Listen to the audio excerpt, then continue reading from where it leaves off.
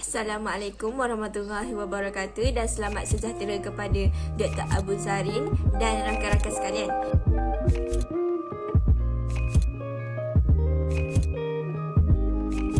Jadi kami dari kumpulan 2 ingin membentangkan tugasan 1 dan tugasan 2 yang telah kami buat.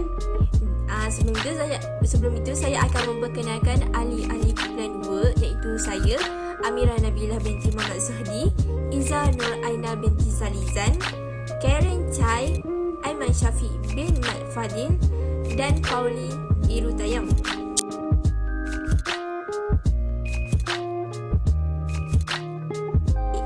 Ini merupakan poster yang telah kami buat. Pengenalan. Malaysia ni merupakan sebuah negara yang didiami oleh rakyat yang pelbagai agama seperti agama Islam, Buddha, Hindu, Kristian dan sebagainya. Selain itu, rakyat yang pelbagai kaum iaitu kaum Melayu, kaum Cina, kaum India dan pelbagai kebudayaan adat resam. Jadi, perbezaan budaya, agama dan adat resam ni antara kaum bukanlah titik pemisah bagi rakyat Malaysia untuk terus menikmati kehidupan yang harmoni dan sejahtera. Jadi, jika tiada perpaduan dekat antara rakyat, negara kita ni akan menjadi lemah, goyah dan boleh mengakibatkan kedaulatan negara kita ni terjejas. Negara kita ni terjejas, tergugat atau rapuh sebab berlakunya rusuhan, pergaduhan kaum, pergaduhan antara politik dan sebagainya. Jadi dengan wujudnya rukun negara iaitu 5 prinsip rukun negara: kepercayaan kepada Tuhan, kesertaan kepada raja dan negara, keluhuran perlembagaan, kedaulatan undang-undang dan kesopanan dan kesusilaan. Ini kelima-lima prinsip rukun negara ini kita perlu amalkan dan dijadikan sebagai pegangan setiap hari bagi mampu menjadikan seseorang itu hebat dan dapat mengukuhkan perpaduan negara. Sejarah rukun negara. Majlis Perundangan Negara MAPEN ingin mewujudkan ideologi yang dapat mengatasi dinding pemisah antara kaum. Oleh itu, setelah berbulan-bulan berbincang dan mengkaji, maka rukun negara telah dilahirkan, diisytihar dan dirasmi oleh Yang di-Pertuan Agong keempat pada 31 Ogos 1970 sempena ulang tahun ke-13 kemerdekaan negara. Negara dan peranannya. Pertama, kepercayaan kepada Tuhan. Menjadikan rakyat Malaysia mempunyai sikap rendah diri dan sentiasa membantu orang yang dalam kesusahan tanpa mengira kaum. Selain itu, ianya menjadi suatu titik pertemuan antara pelbagai budaya dan kaum yang mempunyai fahaman agama masing-masing. Oleh itu, kepercayaan kepada Tuhan wajar diserapkan sebagai prinsip yang pertama dalam rukun negara dan ianya mempunyai unsur pemikiran falsafah kerana dikaitkan dengan fahaman keagamaan. Kedua, kedaulatan undang-undang bertujuan untuk menjamin keadilan dalam negara Malaysia. Melalui prinsip ini akan dapat mengekalkan keharmonian dalam negara ini kerana sebarang pertikaian yang mungkin muncul atas dasar agama atau bangsa dan sebagainya boleh diselesaikan melalui sistem perundangan yang ada. Ketiga, kesetiaan kepada raja dan negara. Unsur kesetiaan ini adalah penting bagi memastikan bahawa ada aspek kesepaduan dalam kalangan rakyat dan kesepaduan itu berdasarkan kepada kesetiaan mereka kepada raja yang menjadi lambang sebagai ketua negara perlembagaan. Keempat, keluhuran perlembagaan. Keluhuran perlembagaan dipegang untuk menyelesaikan pertikaian dengan merujuk kepada prinsip perundangan yang paling tinggi iaitu perlembagaan negara. Prinsip ini penting bagi memastikan kestabilan sesebuah negara kerana konsep masyarakat yang berasaskan kepada law and order hanya boleh dilaksanakan dengan adanya perundangan yang jelas. Kelima, kesopanan dan kesusilaan. Kesopanan dan kesusilaan melahirkan masyarakat yang lebih harmonis dan lebih bertimbang rasa terhadap fellow human being atau fellow citizen.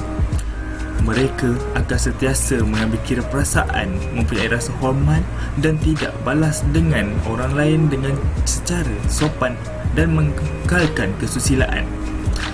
Semua perkara ini penting dan perlu dipegang oleh setiap rakyat Malaysia untuk menjamin kestabilan politik dan sebagainya. Antara cabaran yang dihadapi oleh negara kita untuk mencapai perpaduan adalah rakyat Malaysia masih tidak memahami budaya dan adat bersama kaum lain. Sesetengah rakyat Malaysia masih mengamalkan semangat asabiah, iaitu hanya memberi kepentingan kepada kaum tersendiri dan tidak memberi perhatian kepada kaum yang lain. Rakyat Malaysia perlu berinteraksi dengan satu sama lain untuk mendapat tahu tentang budaya, amalan, larangan dan adat bersama kaum-kaum lain yang wujud di Malaysia. Semua rakyat juga perlu mempraktikkan sikap toleransi antara satu sama lain untuk mengelakkan pencetusan insiden-insiden rusuhan kaum seperti 13 Mei 1969. Laman sosial menjadi salah satu gangguan yang mengelakkan rakyat Malaysia untuk mencapai perpaduan juga. Laman sosial telah dijadikan medium untuk menyebarkan fitnah dan memberikan komen negatif tentang isu-isu sensitif kaum yang menyebarkan pergaduhan antara rakyat-rakyat yang berbilang kaum. Semua laman sosial perlu memperketatkan peraturan-peraturan tentang isu-isu yang boleh disebarkan dan boleh dibincangkan untuk mengelakkan perselisihan faham dan mengekalkan keamanan antara rakyat. Kesimpulannya, rukun negara harus dilihat sebagai kuasa dalaman yang dapat mengikat perpaduan dan semangat patriotisme di kalangan rakyat Malaysia. Objektif dan prinsip yang terkandung dalam rukun negara masih relevan untuk membentuk diri dan kepribadian rakyat. Hal ini dapat melahirkan rakyat yang bersatu padu tanpa mengira kaum serta bersikap saling menghormati antara satu sama lain.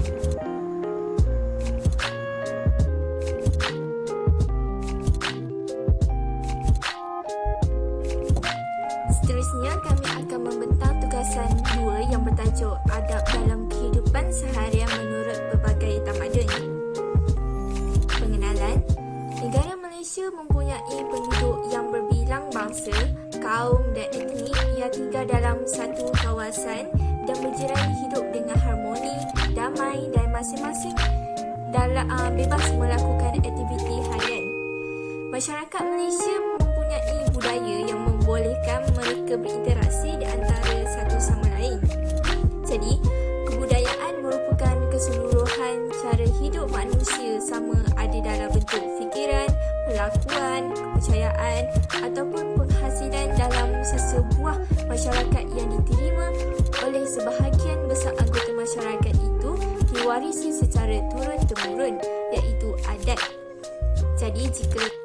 Jadi jika adat merupakan satu tata cara hidup sesuatu bangsa sejak turun-temurun, jadi adab pula boleh diartikan dengan tata susila yang membentuk jati diri kepada bangsa. Bila kita persoalkan isu adab masyarakat Melayu, Cina dan India, kita dapat menafikan tentang keselarian adab-adab oleh agama masing-masing. Jadi, saya akan serahkan pembentangan seterusnya kepada ahli kumpulan saya. Nilai adab dan kelakuan masyarakat Melayu boleh dibahagikan kepada 3 penjuru yang mempunyai pengaruh besar dalam membentuk perwatakan seorang bangsa Melayu. Pertama, hubungan manusia dengan Tuhan. Kedua, hubungan manusia dengan manusia. Dan yang terakhir iaitu yang ketiga, hubungan seseorang itu dengan alam sekitarnya. Di samping itu, agama Islam tidak boleh dikeluarkan daripada identiti Melayu. Hal ini kerana identiti itu menjadi keutamaan utama dalam konsep nilai harga diri orang Melayu. Seseorang Melayu juga mengamalkan kehidupan bersandarkan kepada Al-Quran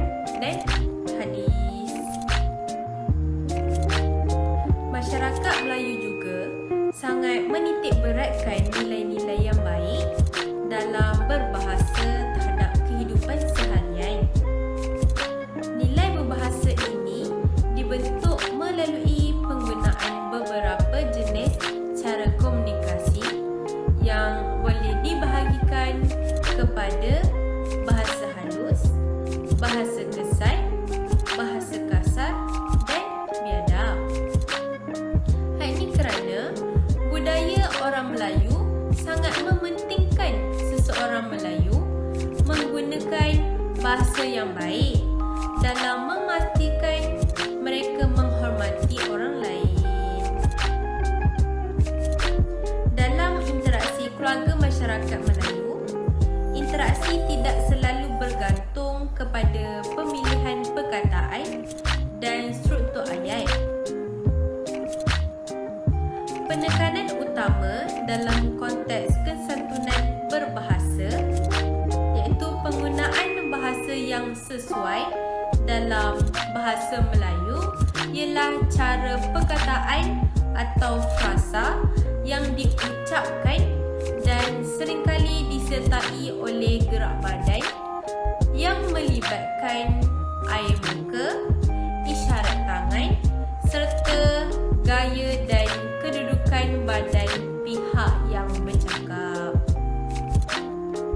Jika seseorang itu terpaksa menuding jari kepada sesuatu, sebagai contoh, tujuan untuk menunjukkan seseorang, sesuatu atau arah, jari telunjuk tidak boleh digunakan kerana lebih sesuai dan sopan jika ibu jari kanan digunakan bagi tujuan untuk menunjuk. Apabila seseorang itu harus lalu di hadapan pihak yang lebih tua atau pihak yang lebih dihormati, seseorang itu hendaklah meminta izin terlebih dahulu dengan melafazkan ungkapan minta lalu atau tumpang lalu.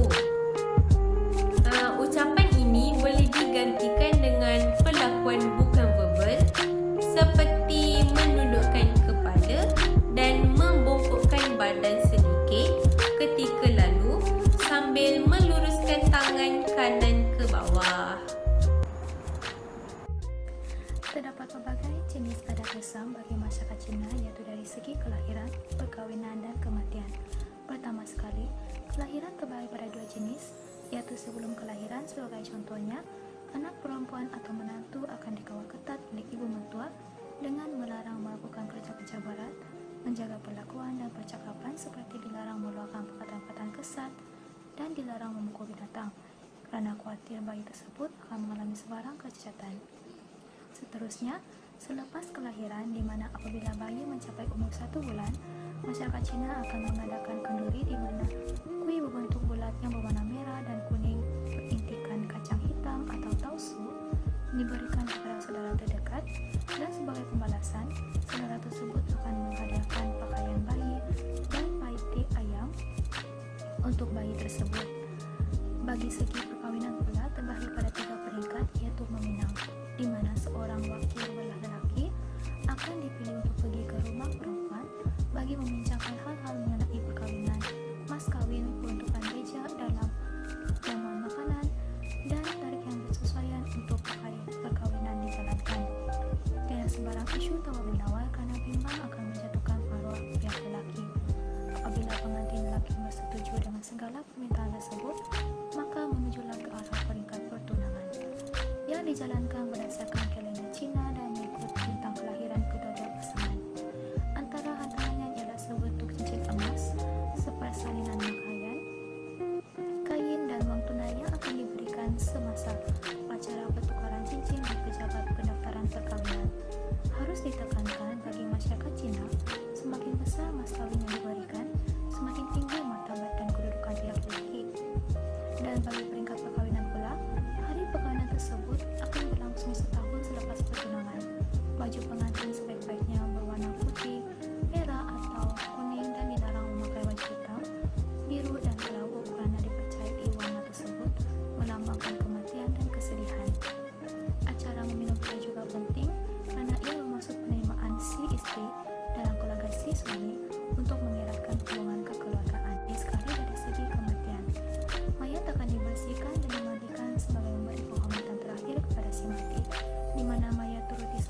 wangi, disolekkan dipakai dengan pakaian yang dipakai ketika hari perkawinan bagi tujuan mengharumkan si mati ketika berada di alam akhirat. Kemudian lagu kegemaran si mati akan dimainkan tanpa henti supaya si mati merasa gembira sehingga berada di alam akhirat. Lazimnya ahli keluarga si mati akan memakai baju hitam seperti kot hitam dan topi, dan dilarang sekali memakai baju berwarna merah dan berbunga-bunga. Baiklah, adab India. Masyarakat India merupakan etnik yang ketiga terbesar di Malaysia. Adab yang diamalkan oleh masyarakat di India ini mempunyai persamaan dengan masyarakat Melayu. Contoh adab ialah adab berziarah. Apabila melawat atau berkunjung ke rumah mereka, kita hendaklah merapatkan kedua-dua belah tapak tangan dan mengangkatnya sehingga ke paras dada. Selain itu, apabila mempunyai kematian, mereka akan memakai pakaian berwarna putih kerana mereka menganggap dengan memakai pakaian berwarna putih ataupun cerah adalah suci dan bersih daripada segala kekotoran. Seterusnya, adab yang kedua bagi masyarakat India ialah adab makan. Mereka akan menghormati tuan rumah makan dahulu dan tidak meninggalkan meja makan tanpa meminta izin dengan tuan rumah, kerana perkara ini akan dianggap sebagai kurang sopan. Selain itu, tidak bercakap dengan kuat semasa makan agar orang lain tidak terganggu ketika makan. Jadi kita dapat melihat mereka ni sangat bersopan santun dan menghormati antara satu sama lain dan pihak yang lebih tua daripada mereka. Seterusnya, terdapat beberapa cabaran yang sentiasa menguji diri manusia untuk berada dalam bulatan yang baik. Antaranya ialah media sosial.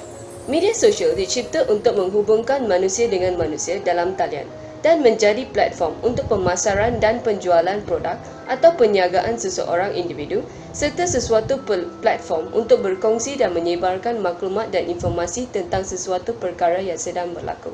Tetapi, sebilangan pengguna media sosial telah menyalahgunakan platform ini dengan menyayangkan perbuatan yang salah serta menyebutkan kata-kata yang bermakna buruk dan menyebarkan maklumat dan informasi yang salah dan sesat dengan menyebarkan fitnah tentang sesuatu perkara yang tidak ketahui dengan sepenuhnya.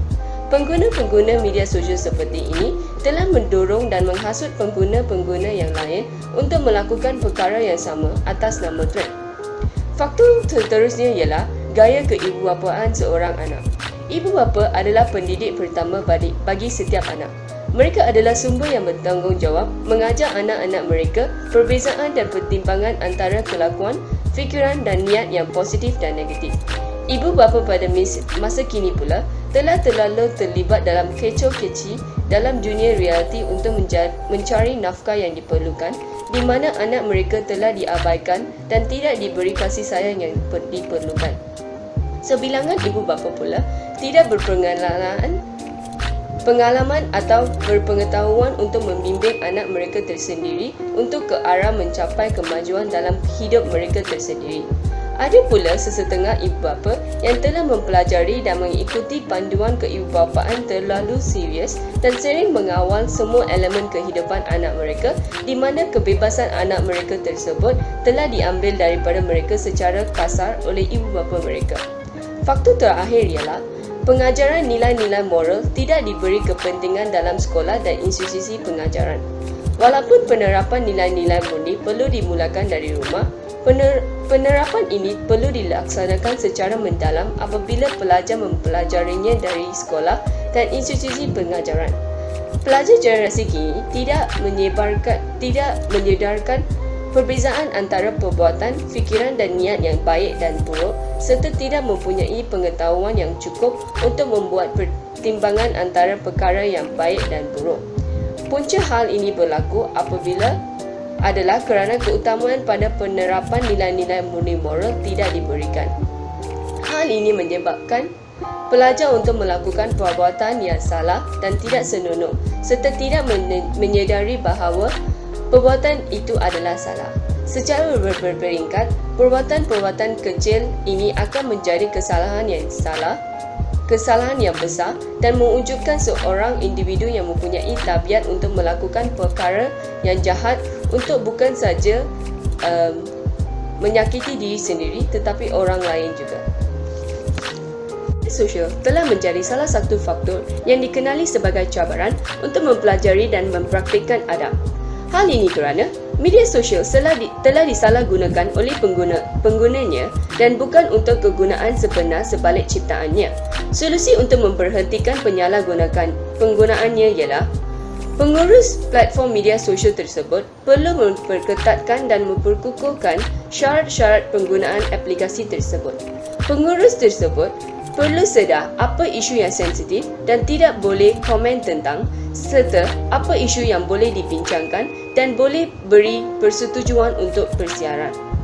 Dengan ini, siaran media sosial dapat dikawal dan pengurus platform media sosial ini dapat memastikan bahawa hanya kelakuan dan perbuatan baik yang akan ditayangkan serta mengelak perkara yang buruk menjadi trend. Ibu bapa juga boleh memainkan peranan dengan sentiasa memerhatikan sejarah pencarian anak mereka untuk memastikan anak mereka tidak tertarik dan untuk melakukan perkara yang negatif. Gaya keibubapaan seorang anak juga telah menjadi salah satu faktor adab tidak dapat diterapkan sepenuhnya dalam seseorang individu.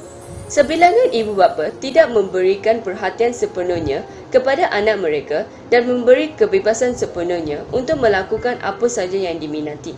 Dan sesetengah ibu bapa pula mengambil alih kehidupan anak mereka di mana semua keputusan dibuat oleh ibu bapa tanpa menyanyikan pendapat dan persetujuan anak mereka. Mereka mengambil kebebasan anak tersebut sepenuhnya. Kedua-dua amalan ini adalah salah. Orang ibu bapa, anda mesti memberikan kebebasan kepada anak anda, tetapi bukan sepenuhnya. Hal ini kerana anda dapat meningkatkan daya dan kemahiran untuk berfikir dengan sendiri dan membuat keputusannya dengan sendiri. Dan anda selalu akan berada di sisinya untuk membetulkannya jika keputusannya salah. Hal ini membuktikan kebebasan perlu diberikan, tetapi bukan sepenuhnya. Walaupun kebebasan boleh diberi secara sederhana, tetapi perhatian dan kasih sayang perlu diberi dengan sepenuhnya. Ini dapat membentuk generasi kini yang berakhlak mulia dan beradab. Seterusnya, penerapan nilai-nilai murni tidak diutamakan dalam sekolah dan institusi pengajaran dan hanya pengajaran saintifik dan teknikal diberikan keutamaan. Tugasan para pendidik adalah untuk mengajar mata pelajaran yang diberikan untuk mengajar khususnya. Tetapi, kita harus tidak melupakan bahawa tugasan para pendidik adalah untuk mendidik semua aspek yang diperlukan untuk membantu perkembangan pelajar menjadi rakyat yang berakhlak mulia dan mementingkan perpaduan. Para pendidik semasa mengajar, mata pelajaran diberikan kepadanya dengan khusus perlu menyelipkan pengajaran tentang nilai-nilai moral, kelakuan, fikiran dan niat yang baik. Dengan setiap pendidik mengajar sekurang-kurangnya satu aspek nilai murni, pelajar akan sentiasa mendengarkan tentangnya dan secara berperingkat mula menerapkannya dan mempraktikannya. Nama saya Anwar Syafiq bin Fadil, pemegang kad matrik D2021092752. Saya akan membentangkan mengenai kepentingan adab dalam kehidupan seharian kita. Kebelakangan ini, penerapan adab di kalangan remaja masa kini semakin pudar disebabkan perkembangan teknologi yang semakin maju ke hadapan. Akibatnya, terlalu banyak isu berbangkit mengenai anak-anak yang terlalu biadab terhadap ibu bapa yang keluar di media sosial, malahan juga di siaran televisyen. Saya akan memberitahu 4 kepentingan adab dalam kehidupan seharian kita. Yang pertama, untuk membantu perwatakan yang terpuji. Hal ini demikian kerana seseorang individu yang beradab akan menunjukkan perwatakan yang baik dan akan disenangi oleh masyarakat sekeliling. Sebagai contoh, umat Islam berpendapat dengan setiap perbuatan yang berlandaskan adab dan akhlak yang baik, maka seseorang itu dapat meraih kecintaan Allah Subhanahu Wa Taala. Yang kedua, memastikan keharmonian antara manusia pelbagai kaum di dalam kalangan masyarakat di Malaysia. Hal ini dapat dilihat melalui perbualan dan cara berkomunikasi antara manusia sesama manusia.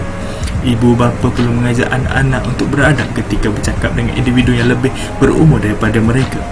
Hal demikian boleh menunjukkan betapa pentingnya adab ketika bercakap berkenaan dengan penggunaan perkataan-perkataan yang sopan, boleh mengajar anak-anak menghormati orang yang lebih tua daripada mereka. Yang ketiga, membuat individu lebih bertamadun dan kemas ketika berada di majlis formal maupun tidak formal. Hal demikian boleh dikaitkan dengan adab berpakaian bagi seseorang individu dalam kehidupan seharian. Sebagai contoh, rakyat biasa yang akan mengambil anugerah dari pembesar semestinya berpakaian formal. Namun, sekiranya tiada pendedahan melalui pembelajaran adab, individu tersebut berkemungkinan berpakaian selekeh ketika menerima anugerah. Yang keempat, dapat mengeratkan hubungan silaturahim sesama insan adalah merupakan perkara yang digalakkan dalam kehidupan bermasyarakat. Hal ini kerana hubungannya terjalin tidak kiralah hubungan persaudaraan, jiran tetangga yang berlainan bangsa mestilah dijaga untuk memastikan kelangsungan kehidupan harian menjadi harmoni dan aman didiami. Manusia haruslah mempunyai sifat bagi au dengan tebing dalam apa jua situasi. Kesimpulannya, kepelbagaian kaum yang wujud di kalangan rakyat Malaysia perlu bekerjasama untuk menerapkan kepentingan adab dalam kehidupan seharian. Sekian. Sekian, terima kasih daripada kumpulan 2.